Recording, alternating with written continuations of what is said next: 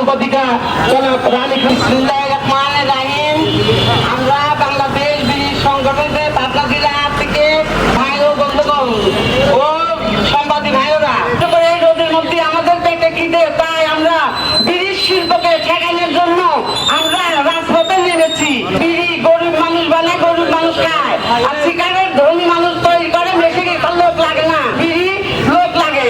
তাই আমার অনুরোধ, আমাদের বিড়ির উপরে শুল্ক কর বৃদ্ধি না করে যেটুকু আছে সেটুকু খোলার জন্য সে আপ্রাণ চেষ্টা করে যাচ্ছে, যেখানে লক্ষ লক্ষ শ্রমিকের কর্ম ব্যবস্থা করার চেষ্টা করছে।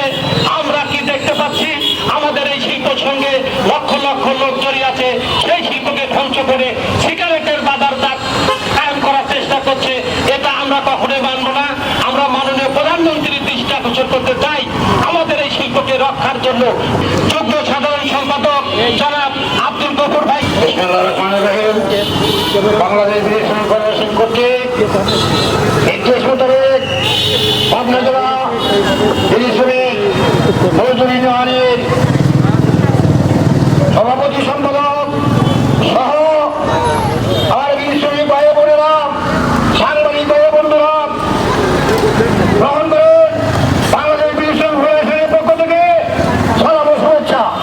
বাংলাদেশে কারণ জুন মাস আসলেই সেই ব্রিটিশ আমেরিকা টোবাকো কোম্পানির কুচক্রী মহল অঞ্চলের প্রধান সমন্বয়কারী জনাব মজিবুর রহমানকে পাবনা জেলা ইউনিয়নের আয়োজিত মানববন্ধনে 5 দফা দাবিতে পাবনায় অনুষ্ঠিত হচ্ছে। এইগুলি বহুজাতিক কোম্পানিগুলি তখন বিড়ি উৎপাদনের বন্ধের জন্য তারা তৎপর হয়, কিন্তু ব্রিটিশ এবং মার্কিন যাবত কোম্পানি আজকে বাংলাদেশের প্রায় 70% বাজার তারা এখন নিয়ন্ত্রণ করে, অথচ তাদের বিষয়ে কথা আসে না। বিড়ি শিল্প ষড়যন্ত্রের হাত থেকে মুক্তি পাক।